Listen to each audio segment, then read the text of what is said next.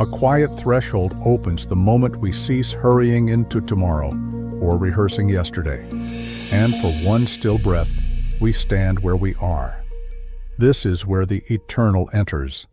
Heaven is not a distant realm, not a promised land at the end of a weary journey.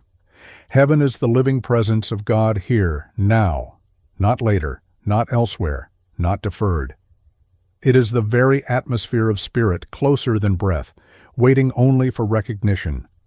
So, before we journey inward, I invite you to like and subscribe, but only if it truly resonates with your soul.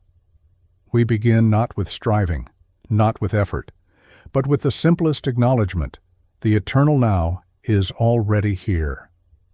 The question has never been whether God's presence exists, but whether we are awake to it.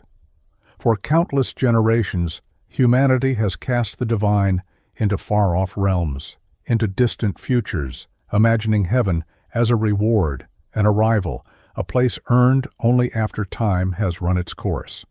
But what if this very thinking is the great delay? What if heaven has always been present, and the tragedy lies only in our refusal to see? The power of this moment is beyond calculation.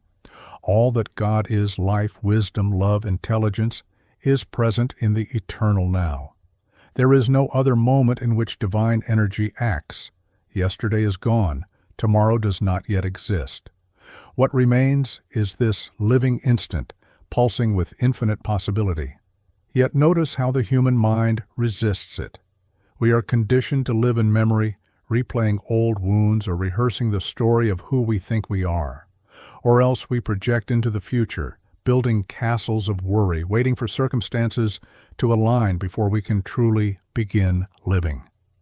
This is the pattern of exile, always somewhere else, never here. But heaven, the very reality of God, can never be elsewhere. If God is infinite, then God's presence is fully expressed here.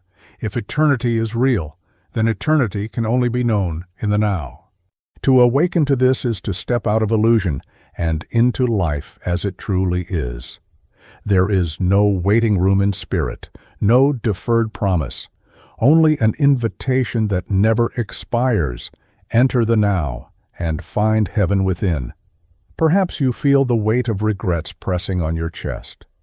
Perhaps there are wounds replayed in the dark hours of the night, whispers of failure or loss. These echoes are powerful only because the mind insists they are still alive. Yet they are not alive. They are shadows. Memory cannot hurt you except by the power you grant it. The eternal now dissolves their authority. In this instant, you are free. The question is whether you will step into that freedom or keep bowing to ghosts. Or maybe your anxiety leans forward, always into tomorrow. Perhaps you live in the suspended breath of waiting for the job, the breakthrough, the approval, the healing. Life is imagined as something yet to arrive. But again, tomorrow is a mirage. It exists nowhere but in your projection.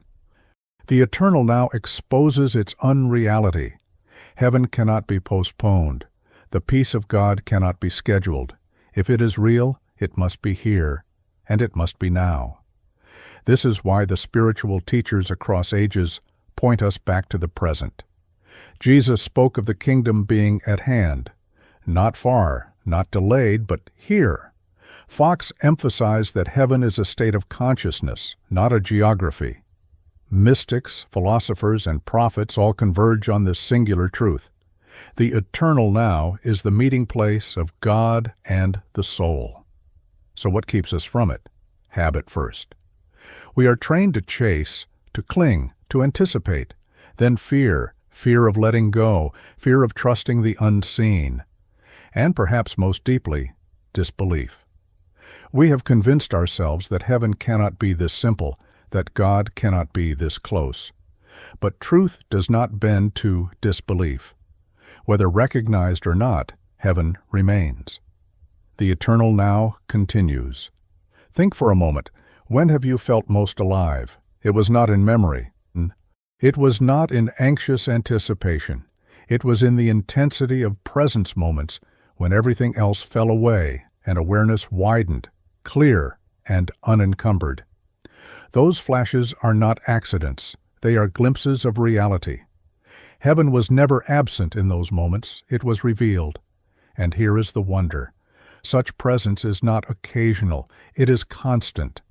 What varies is only our recognition. The eternal now never stops. The living God never withdraws. The gate of heaven is always open. It is our mind that turns away, wandering into the wastelands of past and future. To live in exile is optional. To return is instantaneous. This return does not require a journey of miles.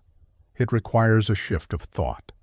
Even now, as you hear these words, you can release the grip of yesterday. You can let go of tomorrow's projections. You can stand bare and unencumbered in this moment and discover that heaven has been here all along. So as we step into this teaching, allow yourself the courage to remain here, not as an exercise in mindfulness, not as a technique, but as an act of recognition. The eternal now is not something you produce, it is something you awaken to. The presence of God is not summoned, it is realized. You are not traveling toward heaven, you are uncovering the heaven that already surrounds and fills you.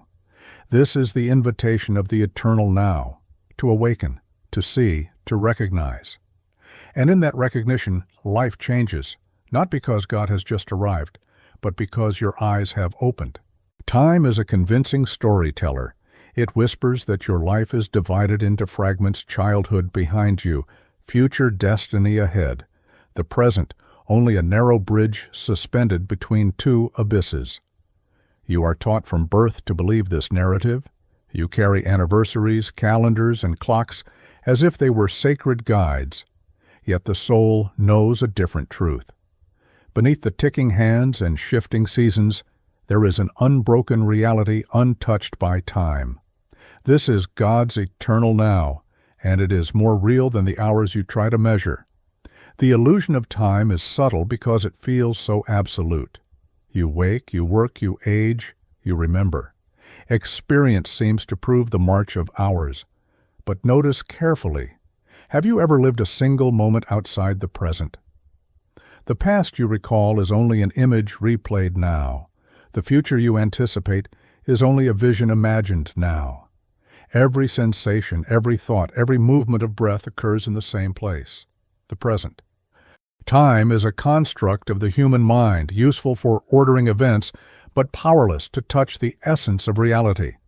Eternity is not endless time, it is the absence of time. And yet, this illusion holds power when you allow it. You replay old hurts, and suddenly yesterday seems alive, dragging grief back into the living room of your heart. You rehearse anxieties of tomorrow, and suddenly a day that has not dawned grips you with tension. You feel as if you are trapped in the machinery of time, powerless to escape.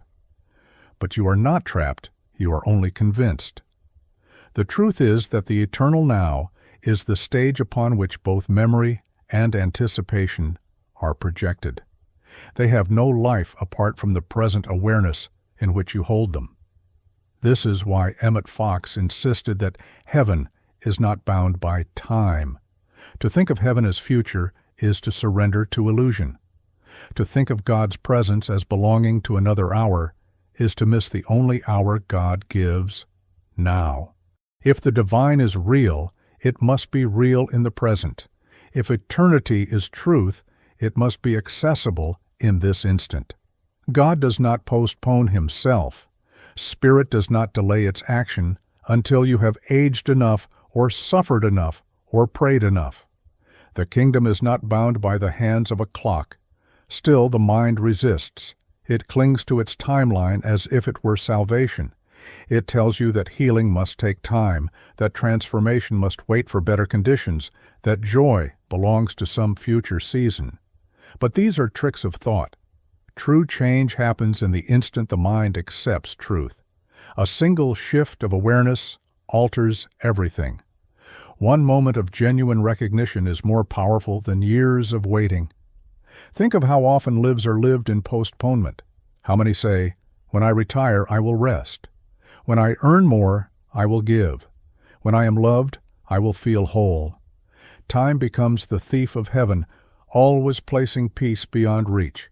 Yet heaven does not wait for circumstance. It does not sit in the vault of tomorrow unlocked by conditions. It stands present, constant, ready, if only you will see it. This realization strips away excuses. It confronts you with the immediacy of your own freedom. No outer authority of time is dictating your soul's state. The past cannot imprison you unless you keep rehearsing it. The future cannot terrify you unless you keep feeding it with imagination. In reality, both dissolve when faced with the blazing presence of now. God's life is not waiting in the shadows of what was or what might be. It is flooding the present moment, fully and without restraint. So the question is not whether time is powerful. The question is whether you will continue bowing to its illusion. Will you allow yesterday's memories to chain you? Will you allow tomorrow's uncertainties to drain you? Or will you stand in the eternal now, where heaven is alive? Every moment you wake to this truth, the grip of time weakens. The fog of regret and the haze of anxiety thin out. Clarity returns.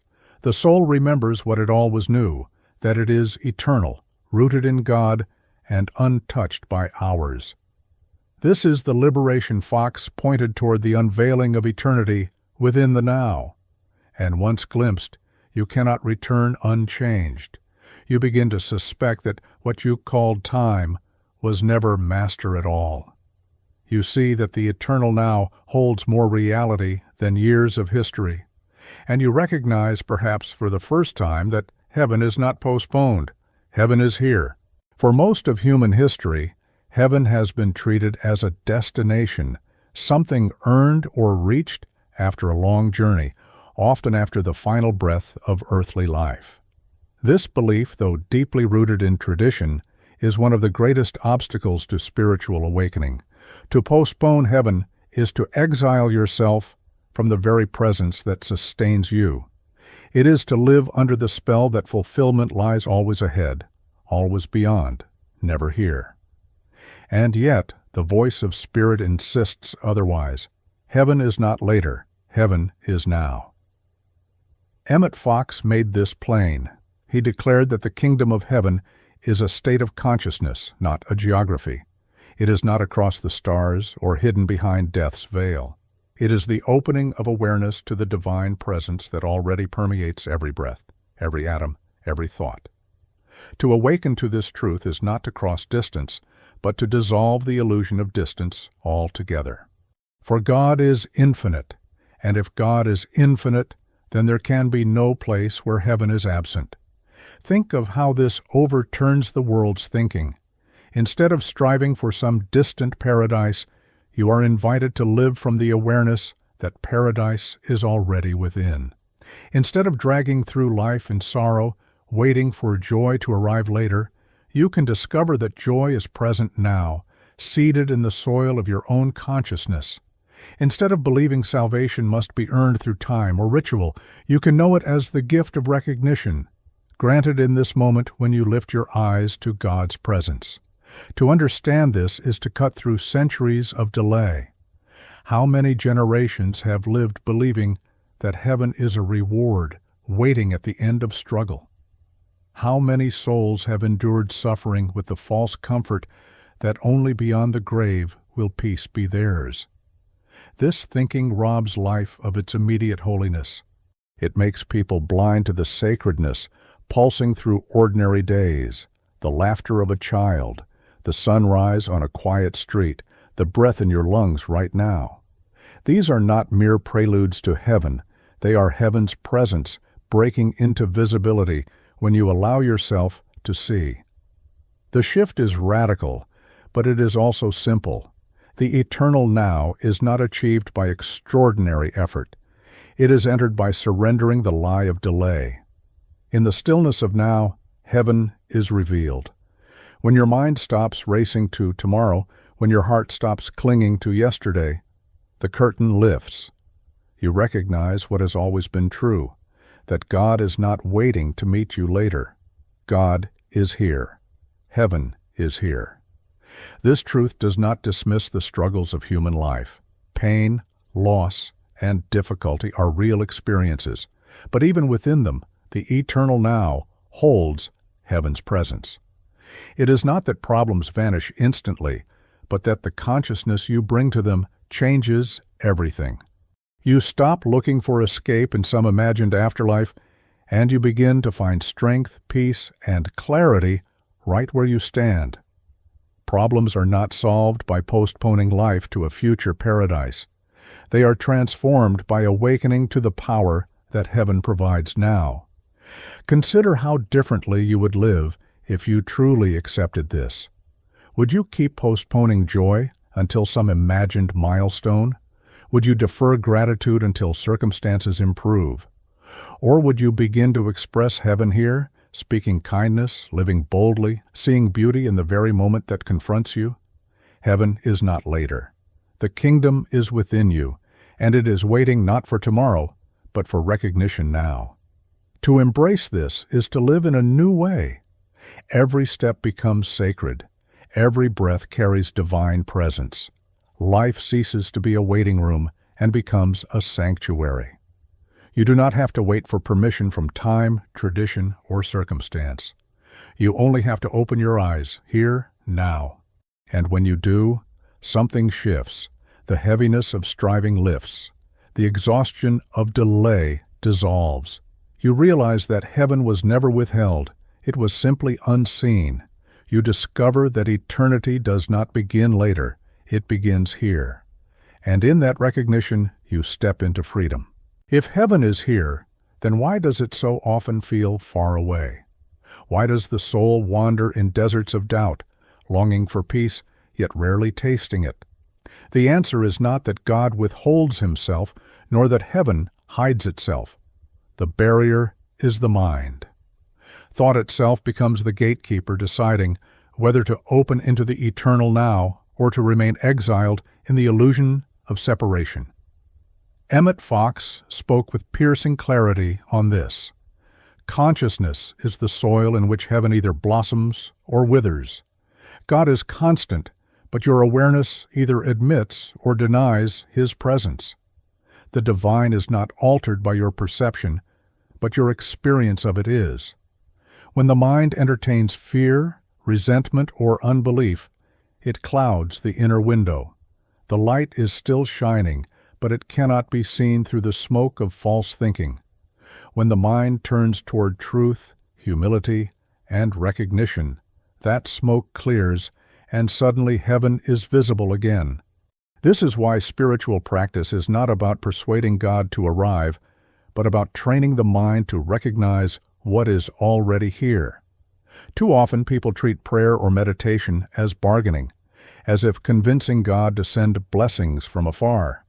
But heaven does not travel toward you, it awakens within you. Every thought is a key, turning the lock of your inner gate. You cannot think of yourself as separated, unworthy, abandoned, and still expect to feel the radiance of heaven. Nor can you habitually indulge anger or bitterness and expect peace to remain unhindered. The quality of your thinking is the threshold that determines your experience. This truth is both sobering and empowering. Sobering because it means excuses fall away. You can no longer blame absence of peace on outer circumstances, for heaven is always present. The barrier is not the cruelty of the world, not the chaos of events, but the inward lens through which you perceive them. Empowering because it means freedom is possible in any circumstance.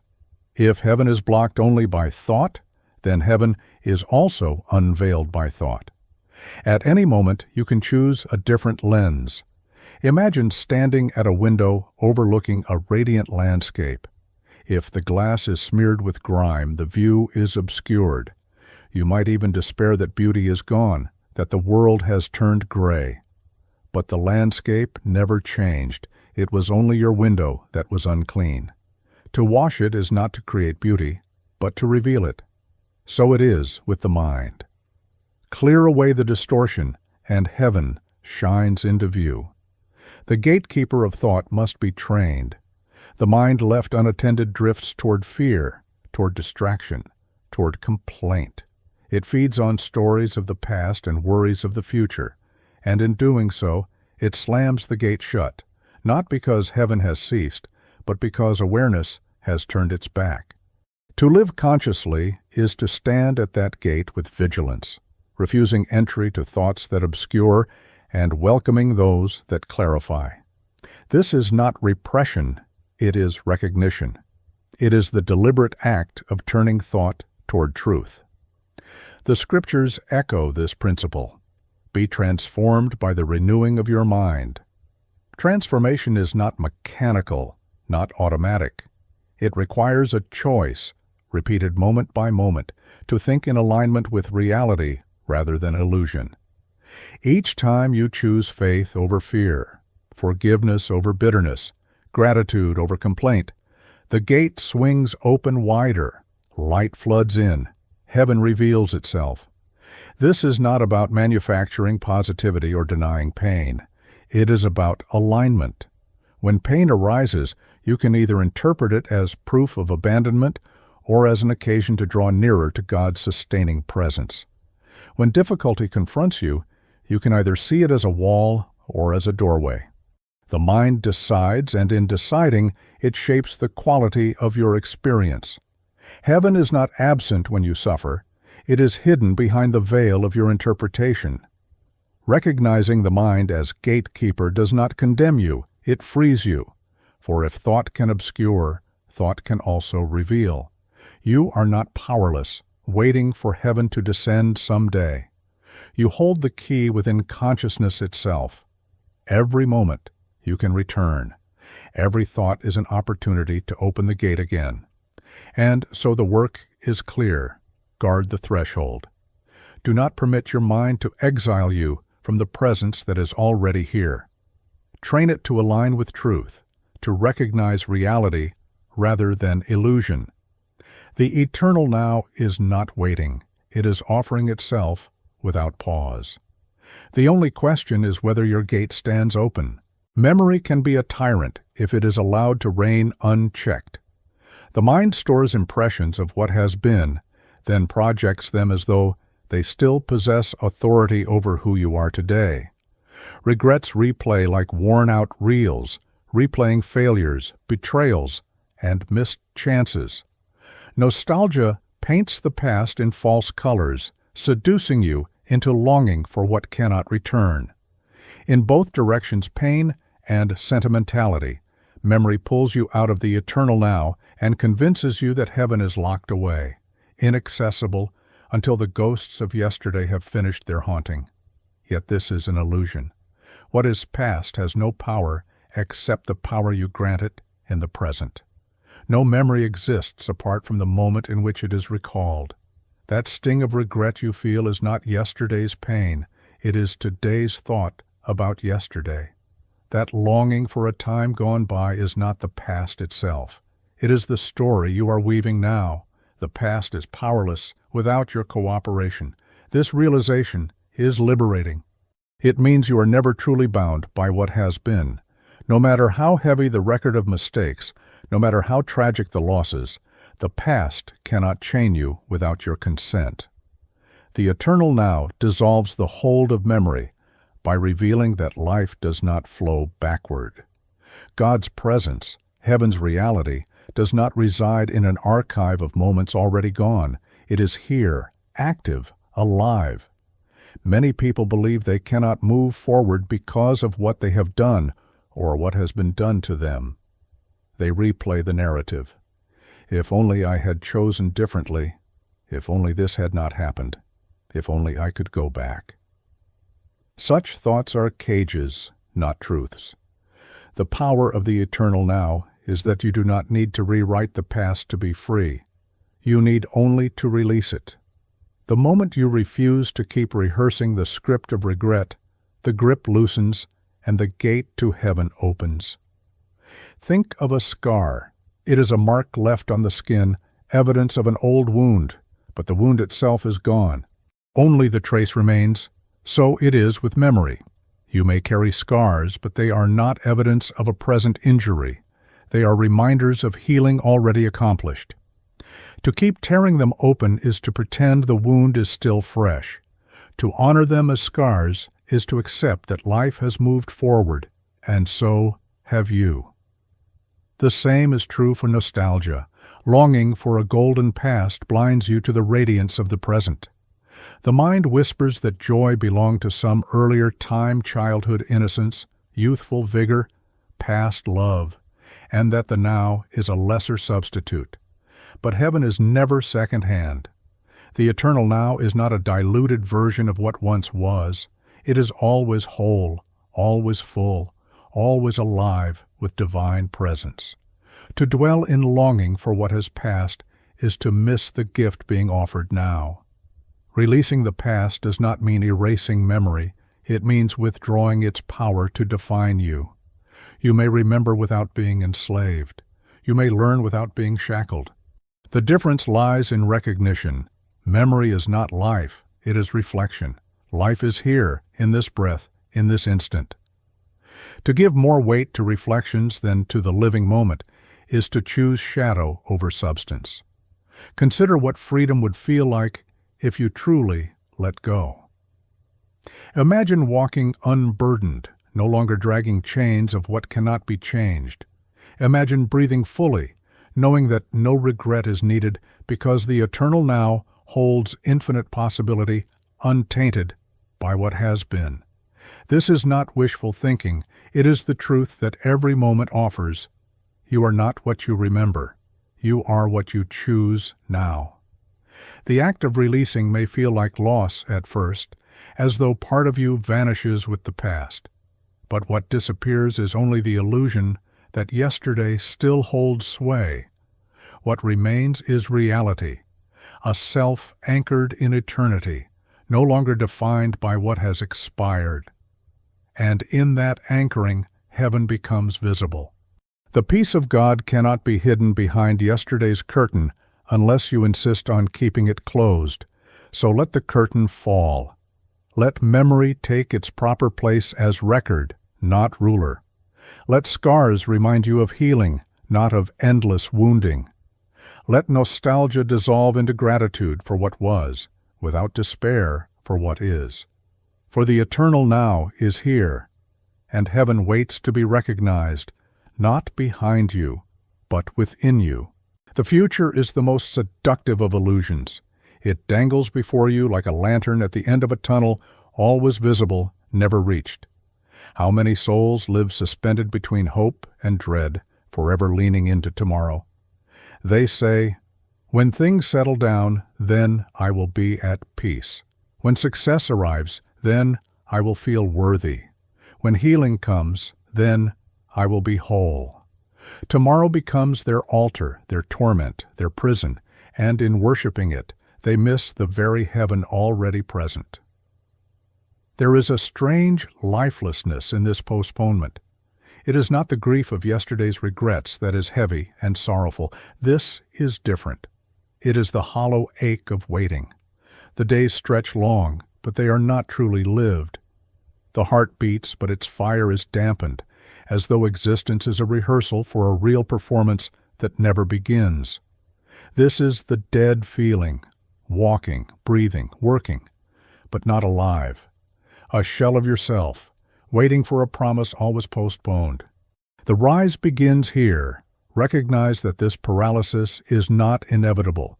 You are not condemned to lean forever into a future that never arrives. The eternal now offers a shocking alternative life that is immediate, unmediated, unchained. Heaven's presence does not trail behind conditions. It does not wait until you are wealthier, stronger, or safer. It erupts here, now, unmeasured by tomorrow's hopes. And yet, the mind resists. It protests. But what about my goals, my plans, my responsibilities? Must I abandon them? Number the eternal now does not strip you of vision. It strips you of bondage. Goals may guide action, but they cannot be the source of life. If you believe life itself lies in the future, you are already half dead, starving in the present. But when you return to now, The future is no longer a tyrant. It becomes an unfolding canvas, not a jailer. The sink comes when you see just how deep the habit runs. Feel how often your thoughts escape into what-if scenarios, rehearsing disasters, scripting outcomes. Anxiety feeds on this constant leaning forward. Your body grows tense, as though tomorrow's storm were already here. Your breath shortens, your joy withers, and you begin to mistake this tightness for normal life. This is the quiet death so many endure. The now is consumed by imagined tomorrows, and the soul withers without ever touching heaven's immediacy. But then comes the break when you finally grasp that tomorrow is powerless. It does not exist except in imagination. All its promises, all its threats are mist. And mist cannot govern you unless you bow to it. In that moment of clarity, something collapses. The future loses its tyranny. The chains snap, the fog dissolves. And what remains is the blazing light of now alive, immediate, holy. Heaven floods in, not because it arrived, but because you stopped leaving it. This realization links to what you have already seen. In the last step, we face the chains of memory and discovered they are illusions. Now, you see the mirage of tomorrow with the same eyes. Past and future, two thieves robbing the soul, both vanish in the eternal now. You are left standing in the only place where life exists, where God acts, where heaven is revealed, this instant. Feel this truth as more than concept. Feel it as life returning. The weight of regret lifted behind you. The fog of anxiety burned away before you. What remains is clarity. What remains is the pulse of eternity beating in your chest. What remains is heaven not postponed, not remembered, but present, alive. This is the rhythm of awakening. Rise with recognition, sink as illusions expose their grip, then break free as truth shatters them. Each cycle leaves you more awake, more alive, more grounded in reality. And reality is always this. Heaven is here, now, within you. There is a center within you that does not move. While the world races on with its demands, while memory and anticipation tug you in opposite directions, there is a still point untouched by the currents. This is the ground of the eternal now, the place where God's presence is felt not as concept, but as living power. To stand in that center is to find the only true stability, the only real strength. Think of how life feels when you are pulled by past and future. Regret drags you backward, anxiety drags you forward, and you are torn into pieces. It is no wonder exhaustion sets in, for you are stretched across timelines that do not exist. But when you return to this still point, something extraordinary happens. You feel whole. You are no longer scattered. You are gathered into yourself, into the very presence of God that fills this moment completely. This is why the present is not weak or fleeting. It is not a thin slice between stronger realities. It is the only point where eternity makes itself known. All power lies here. Every prayer is answered here. Every healing takes place here. Every insight shines here. What you call past and future are shadows that borrow their substance from this living instant. Cut away this moment, and they vanish. But if you honor this moment, they lose their power to enslave you. Pause for a moment to feel this. The air you breathe, the beat of your heart, the awareness of these words, all of it unfolds in this single point. Yesterday cannot supply breath. Tomorrow cannot beat your heart. Life insists upon now, and only now. This is not weakness. It is glory.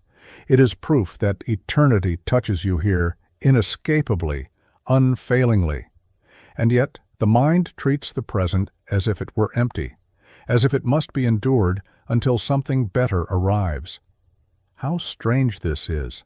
The very moment where God acts is dismissed as insignificant. We treat it as hallway, never as home. But the eternal now is no passage. It is the sanctuary itself. To recognize this is to begin living instead of merely waiting. Notice, too, how problems lose their terror when you stand in the still point.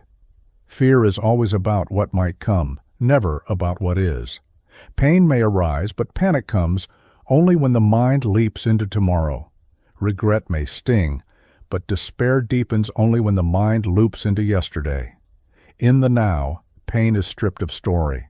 It is experienced, faced, lived through, but it does not grow into a monster. The eternal now reduces life to its essence, this breath, this choice, this awareness. And in that essence, heaven is clear. The power of this instant is also practical. When you decide to act, you cannot act in the past or the future. Every decision, every movement is made here. To recognize this is to reclaim responsibility. You cannot say, "Someday I will begin," for someday never arrives. You cannot say, "The past defines me," for the past cannot act now. Only you can in this very moment. The eternal now confronts you with freedom and with power, the freedom to release, the power to choose. This connects naturally to what you have just seen. You have recognized the illusory chains of memory and the mist of tomorrow. Now the truth sharpens. The only real point of power is here. The eternal now is not merely refuge from past and future. It is the very arena where heaven acts. To step into it is not withdrawal, it is engagement with life at its deepest level. And so the invitation is clear. Stand in the still point. Let the currents of thought rush past, but do not follow them. Root yourself in the center, where God's presence radiates without interruption. From here, life ceases to be a blur. It becomes luminous, steady, alive. And you discover that eternity was never distant. It was always here, waiting for you to notice. There is a profound law at work in the soul. What you truly recognize, you begin to experience. This is not wishful thinking or self-hypnosis. It is the mechanism of awareness itself. The divine presence does not force itself upon you. It waits for recognition. And the moment recognition dawns, the eternal now shines as though a curtain has been pulled aside. You have already seen how memory and anticipation weave their illusions, how the mind distracts itself with shadows. But even as those shadows linger, heaven waits, unchanged, unwavering. It does not arrive when you notice it. It was always there. What changes is your vision. Recognition is the act of lifting the veil. Think of a darkened room where sunlight pours through a window covered by heavy curtains. Outside, the sky blazes with light, but inside, all seems dim. The instant you draw the curtain back, the light floods in. Did the sun begin to shine only then?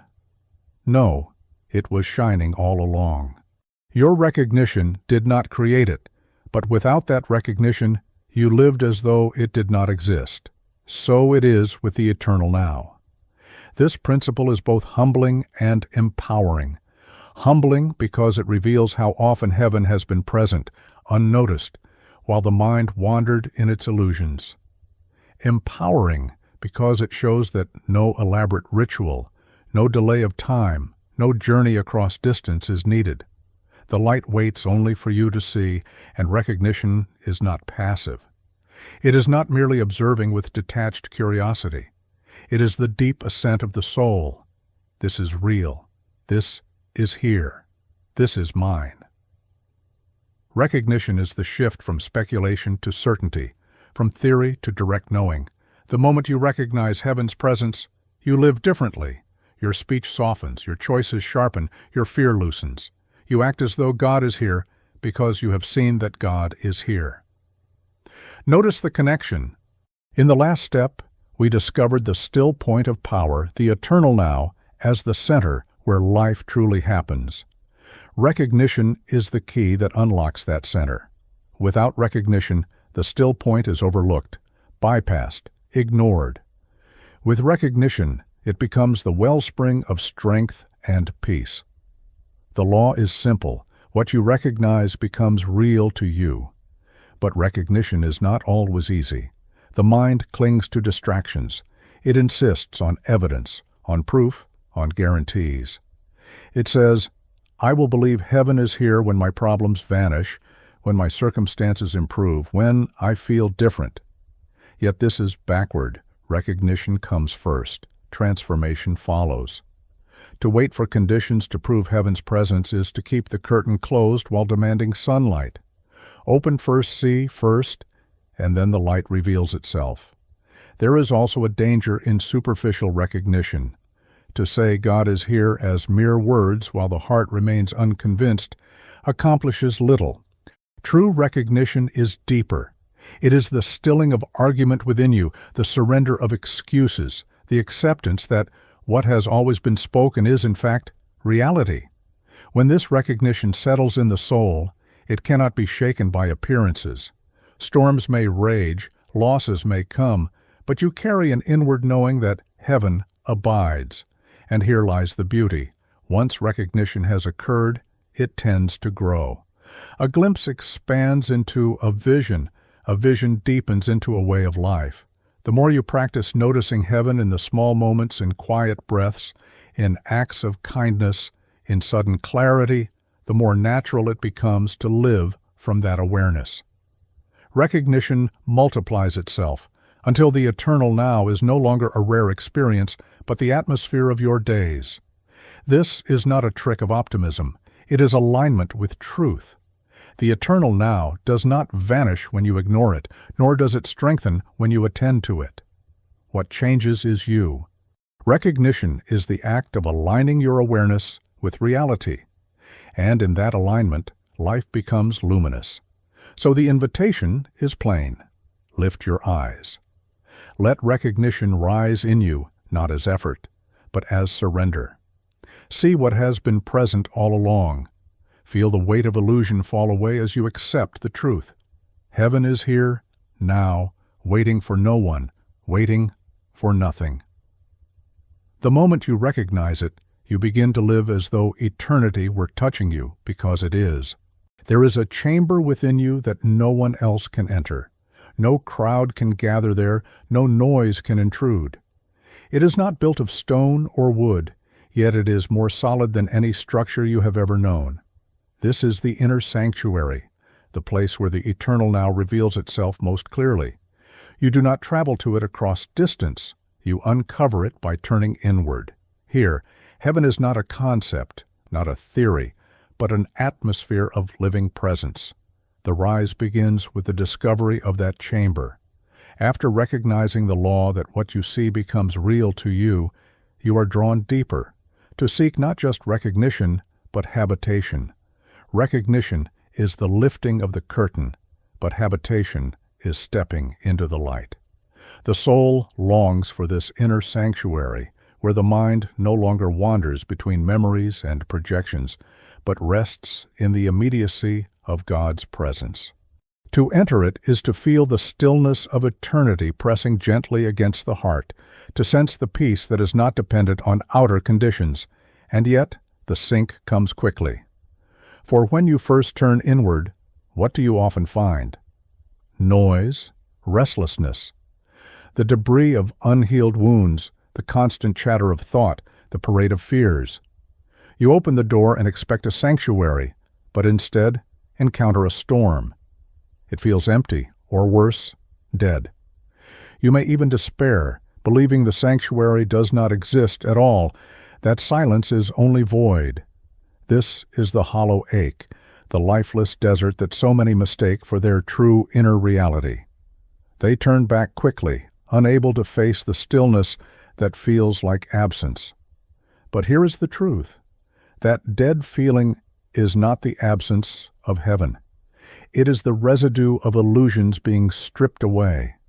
The mind, accustomed to its own noise, panics in silence. It interprets quiet as emptiness, stillness as void. Yet what seems like death is the breaking of chains. The break comes when you persist long enough to see through the hollowness. Beyond the initial barrenness, the true sanctuary reveals itself, alive, steady, radiant. The silence is not deadness, but life unspoken.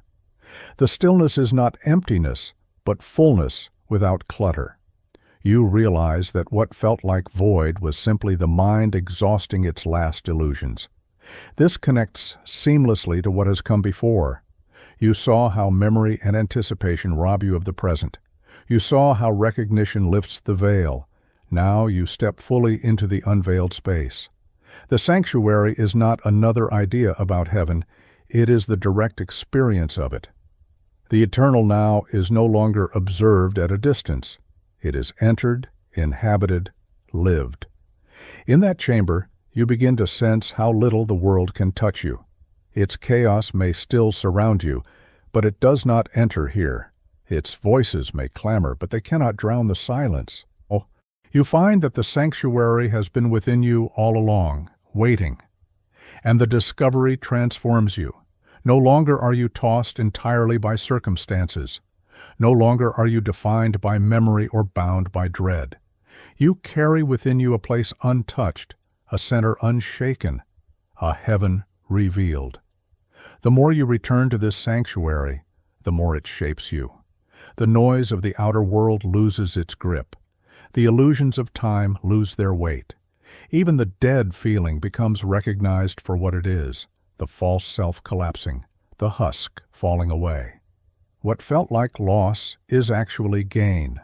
What felt like emptiness is the doorway to fullness. Here is the paradox. You must be willing to pass through the seeming death of illusion to find the life of reality. You must be willing to face the silence that feels barren until you discover it is rich with presence. Only then does the sanctuary become clear, and only then do you know that heaven has always been within you, waiting not to be created, but to be entered. So step through. Do not turn away from the stillness. Do not fear the hollow ache. Persist until the break comes, until the sanctuary unveils itself. And in that unveiling, you will know beyond all argument that the eternal now is alive, and that heaven abides within. Faith is often spoken of as though it were a distant virtue, something to be stored up for the day when trials overwhelm.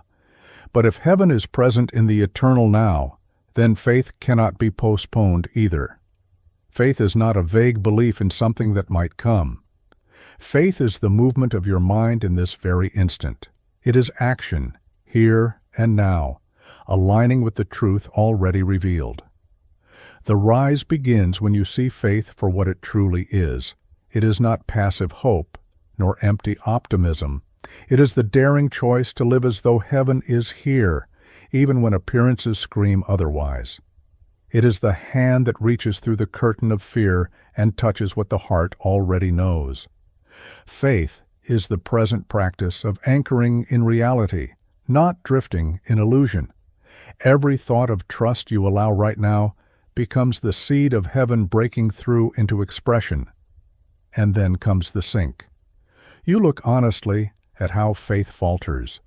When silence feels barren, when prayers echo without answer, when the inner sanctuary seems more like a tomb than a temple, that is, when faith feels dead, you tell yourself that you are believing, yet nothing seems to change. You recite promises, yet the soul feels hollow. This is the lifeless weight, the dead feeling that has crushed countless seekers, the sense that faith is an empty gesture, that heaven is silent, that the eternal now is void. It is here, in this pit, that many abandon the path, concluding that the presence of God is an illusion after all. But if you stay, if you endure the silence, the break arrives. The dead feeling is not the absence of God, it is the dying of false expectations. Faith is stripped bare of bargaining, stripped of demands, stripped of its dependency on outer signs. What remains is pure, the simple, steady act of trusting here and now, regardless of what is seen. And in that naked trust, something shifts. Heaven does not arrive, it reveals itself. The silence you thought was empty resounds with peace. The void you thought was death becomes fullness. Faith at last is no longer theory, it is life, active in the eternal now. This connects directly with the sanctuary you have just entered. In Section 9, you discovered that stillness often feels like emptiness before it reveals its radiance. Now you see that faith is the bridge through that emptiness. Without faith, you will flee the silence and never see what lies beyond. With faith, you remain, you endure, you hold steady, until the break comes and heaven shines through. Faith is not about waiting for proof. It is about choosing alignment before proof arrives. It is not about believing that something might happen later. It is about acting as though truth is real now. To speak kindly when bitterness tempts you, that is faith. To forgive when resentment feels justified, that is faith. To rest in God's presence when fear insists you are abandoned, that is faith. Each act plants your feet deeper in the eternal now, where heaven is already alive. And once you know this, faith becomes less of a strain and more of a rhythm. It is not something you drag out in moments of desperation. It becomes your natural stance, your daily posture. You breathe it, walk it, speak it. And in doing so, you discover that heaven responds not because it was absent before, but because you finally opened to what was always there. So let faith become immediate. Do not defer it to a future crisis. Do not treat it as an ornament of religion. Live it now. Trust now. Act now. And you will see that heaven is not a promise waiting to be delivered.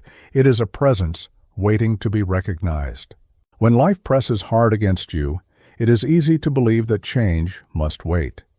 You tell yourself, when this storm passes, I will know peace. When this illness heals, I will trust again. When circumstances improve, I will feel close to God.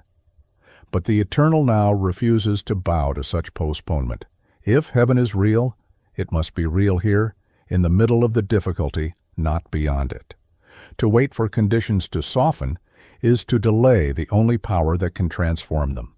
The rise begins with the realization that problems are not obstacles to heaven's presence, but occasions for it to be revealed. The present is the still point where divine power acts. If you wait for life to align perfectly before you awaken, you will never awaken. But if you claim the eternal now while the storm still rages, you discover a peace that defies explanation. Circumstances may not vanish instantly, but the way you stand within them changes everything. Then the sink sets in. You feel the weight of trouble pressing. Bills remain unpaid. A loved one is gone. The body aches. Anxiety clings. In such moments, the eternal now can feel cruelly abstract. You search for heaven but find only heaviness. The silence feels like stone. The promises you've heard seem like distant echoes. You wonder if perhaps the teaching is a lie, if perhaps heaven is not present at all. This is the dead feeling, the hollowness of facing problems with no visible relief, the despair that creeps in when heaven seems silent in the face of suffering. And yet, here lies the break. In that hollow ache, when you stop demanding that the outer storm prove heaven's reality, you suddenly discover heaven within you, not in the removal of the storm, but in the center of it. Problems become transfigured when you stop treating them as evidence of absence and start treating them as opportunities for presence.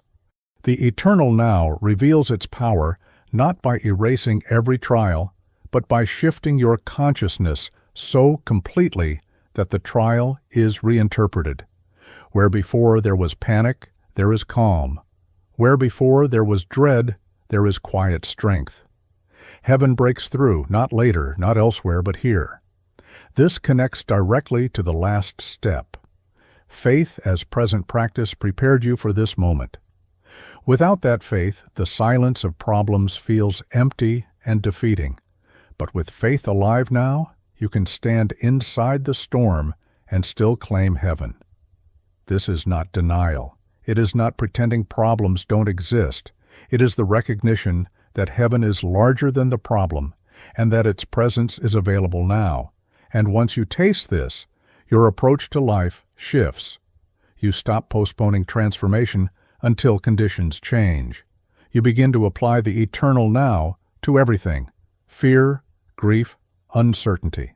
Instead of saying, "One day I will rise above this," you say, "This moment holds the power of God. This moment is sufficient." And in that recognition, you act differently. You speak differently.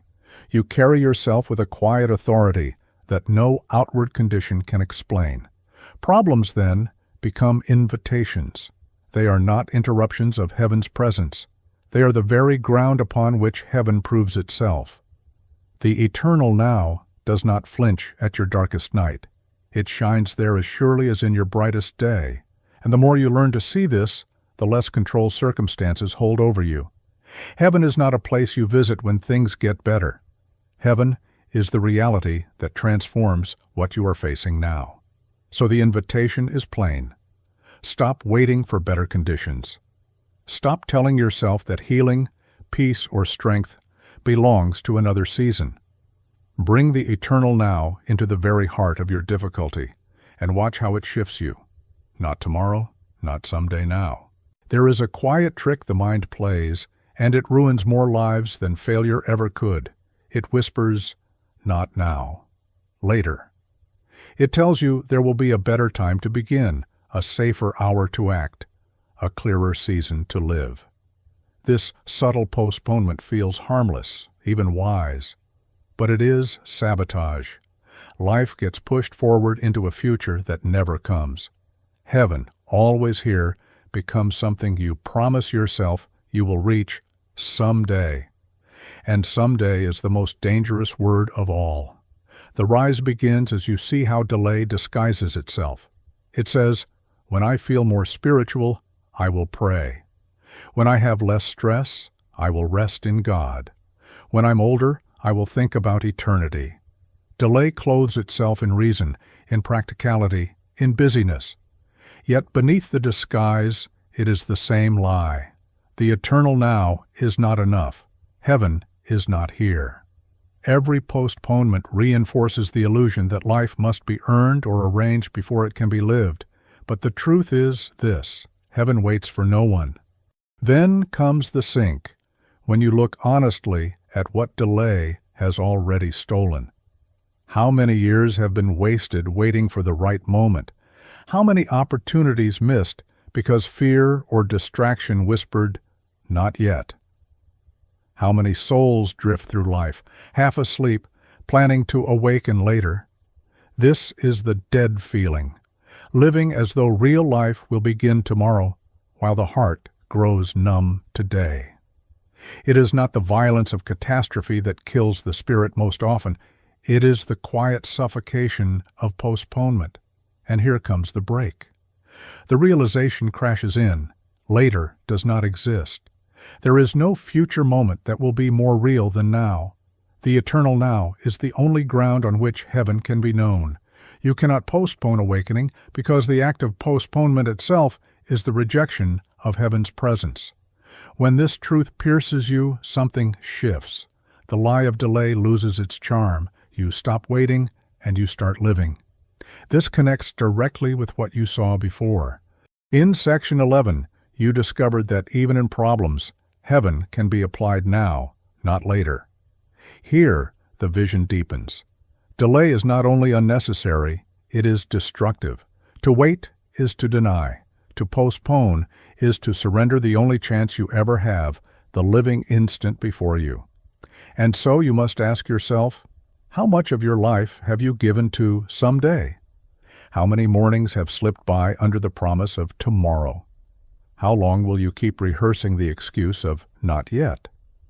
These questions cut deep, not to shame you, but to awaken you. The eternal now stands waiting, while delay keeps you locked in a cell of your own making. When you recognize this, urgency awakens. Not panic, but holy urgency. The kind that knows life is here and refuses to miss it. Every breath becomes opportunity. Every choice becomes sacred. You no longer postpone peace to another day. You claim it now. You no longer delay forgiveness until the future feels easier. You extend it now. You no longer wait to live with purpose, you rise into it now.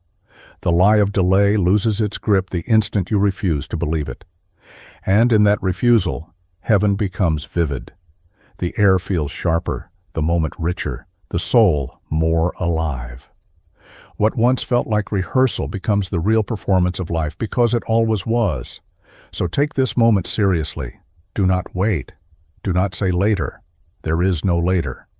There is only this breath, this instant, this eternal now, where heaven is already present within you. If heaven is within, then it cannot remain a private secret. What is real at the center must press outward until it colors every word, every gesture, every choice. The eternal now does not only comfort you in stillness, it calls to be expressed in the living fabric of your daily life. Otherwise, it risks becoming only an inner vision, cherished but unused, like a treasure buried beneath the soil. The rise begins when you glimpse what happens the moment heaven's presence flows through you. The tone of your voice changes. The way you listen shifts. The choices you make in small matters begin to reflect a larger reality. You are no longer reacting out of fear, habit, or resentment. You are responding from the still point within. And even the most ordinary moment, like speaking to a neighbor or working quietly at your task, becomes luminous with significance. Heaven takes shape through you, as though eternity had borrowed your hands. But then comes the sink. You recognize how often your conduct betrays your awareness. You may know heaven is here, yet your words fall harsh, your thoughts turn bitter, your actions sink back into the same old grooves. You begin to see the distance between what you have tasted in silence and how you live among others. And that recognition stings. It produces the dead feeling, the heaviness of realizing that heaven's reality can be buried beneath the pettiness of daily life. It is not that God has withdrawn, but that you have failed to let His presence breathe through you. Many souls linger here, ashamed of their inconsistency, convinced that heaven within them must not be real after all. Yet here too the break awaits. For heaven was never meant to remain only an inner consolation. It was always intended to overflow. The eternal now seeks embodiment, not secrecy. The very moment you decide to let what you know guide how you live, something shifts. A harsh word is caught before it is spoken. A complaint softens into gratitude. A weary chore becomes a channel of service. And suddenly, the gap between inner knowing and outer living narrows. Heaven is no longer only something you enter. It is something you express. This ties directly to what you have just faced. In Section 12, the lie of delay was exposed. You cannot postpone life to someday. Now the truth turns sharper. You also cannot confine heaven to the inner chamber, waiting for some ideal moment to express it. Expression must be now, or it risks fading into illusion. Every thought, every act becomes the proving ground of the eternal now. So you must ask yourself, will you keep heaven locked within, hidden like a secret jewel? Or will you let it shine through your choices so that those around you glimpse eternity in your presence? Will you live as if the eternal now is a theory, or as if it is the very breath that sustains you? The choice is immediate, and the result is profound. When heaven flows through you, your life ceases to feel fragmented. Your inner sanctuary and your outer actions align. You are no longer split between contemplation and living. You become a single whole heaven realized within, heaven expressed without. And in that union, something unshakable takes root. Problems still come, delays still tempt, but your life itself becomes evidence of heaven's reality. Those who encounter you sense peace they cannot explain, strength they cannot account for. And you yourself feel the truth confirmed again and again. Heaven is not only within it, it is through you, here, now. There is a freedom unlike any other, and it comes when you stop scattering yourself across time. Fear dissolves, guilt weakens, striving loses its grip all, because you choose to live in the eternal now. The presence of heaven is not only comfort, it is liberation. It releases you from the tyranny of illusions that have long ruled your life. The rise begins when you feel the taste of this freedom. Imagine walking without the burden of yesterday chained to your back. No record of wrongs dictating your worth, no catalog of mistakes weighing you down. Imagine also being free from tomorrow's threats, no longer crouching under shadows that have not yet fallen. Suddenly, life opens. The heart breathes. You begin to realize the eternal now is not only a teaching, it is the door to freedom itself. Then comes the sink, as you recognize how rarely you live this way. The mind clings stubbornly to its prisons.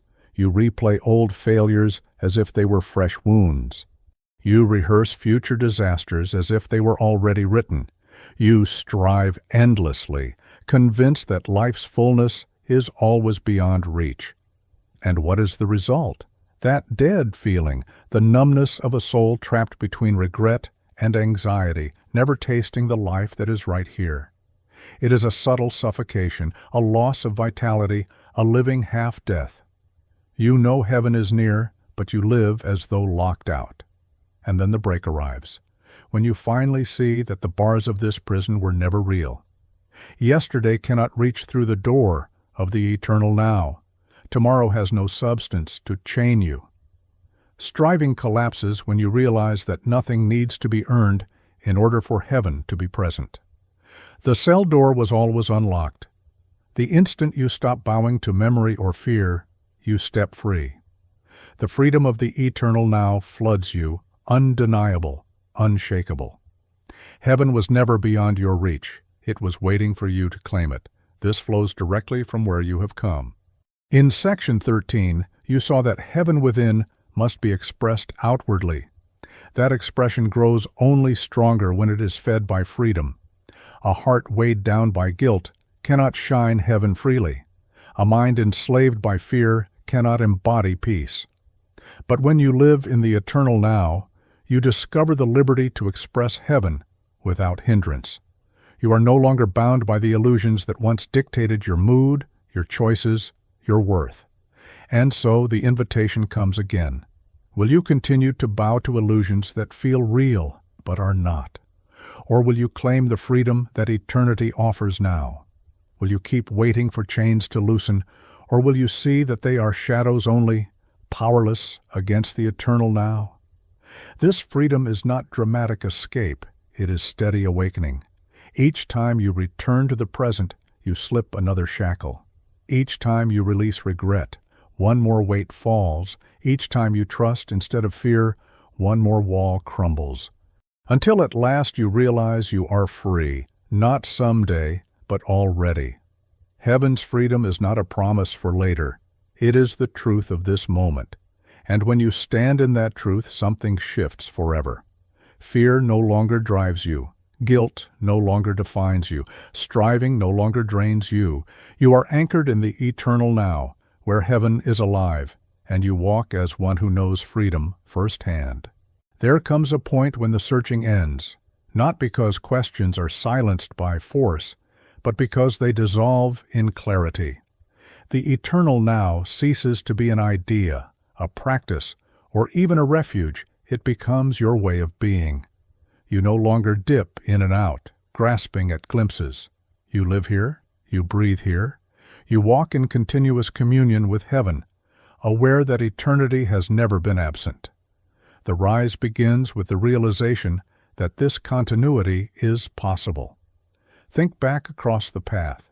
You have seen the illusions of past and future, felt the dead heaviness of regret and delay, learned to enter the inner sanctuary, dared to trust through silence.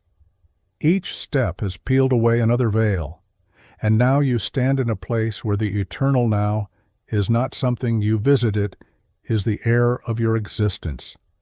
To know this even briefly is to sense a peace deeper than understanding, a strength that no circumstance can undo. Then the sink arrives, not as despair, but as the sobering awareness of how easily the mind can still drift. Even now, shadows tempt you. Old memories reassert themselves. Anxieties whisper of tomorrow. The habit of exile is strong, and when you forget, the numbness returns, that gray feeling, as though life has dulled, as though heaven has retreated. But you know now it has not. The dead feeling is only the shadow of forgetfulness, the lapse of recognition, the mind turning from reality. And then the break, when you recall that heaven never moved. At the very instant you awaken again to the eternal now, the light floods back. Heaven's presence is not fragile, not conditional, not lost. It is continuous, and you are the one who returns to it or forgets it. This recognition transforms everything. Life is no longer a series of desperate attempts to grasp moments of holiness. It is an ongoing communion, a walk in which every breath belongs to eternity. This flows naturally from all you have seen. Section 14 showed you the freedom of the eternal now, the release from guilt, fear, and striving. Now that freedom culminates in permanence, heaven is not something you claim occasionally. It becomes your dwelling. You discover that eternity is not hidden at the end of time, but woven into every present moment. You are not a visitor, you are at home. So the question stands, will you choose to live as though heaven is rare or as though it is constant? Will you continue to let illusions drag you into exile, or will you return again and again until returning becomes your way of life?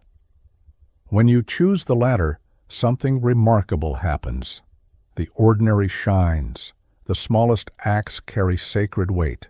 A conversation, a task, a moment of silence, all become saturated with the eternal now. You no longer chase heaven, you reveal it. You no longer wait for eternity, you embody it.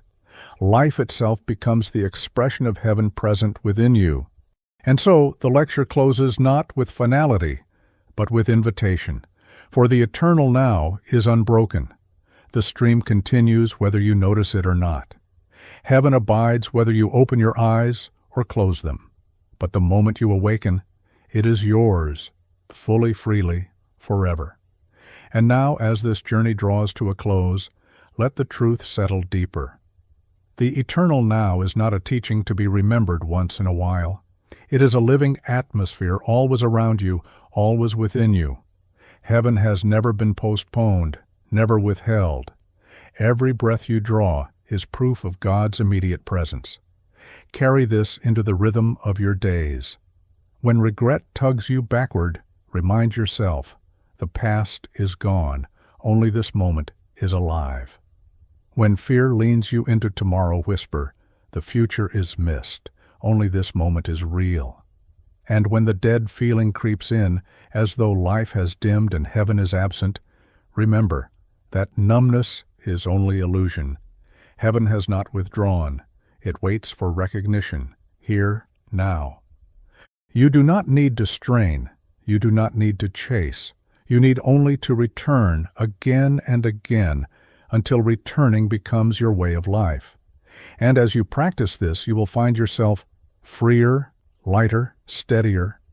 You will notice heaven not just in stillness, but in the fabric of daily life, in the laughter of a friend, in the silence between tasks, even in the weight of difficulty transformed by awareness. So walk forward, not into some distant promise, but into the reality already at hand. Live in the eternal now, and let heaven shine through you. For there is no greater freedom, no greater truth, no greater gift than this. Eternity is present, and it is yours.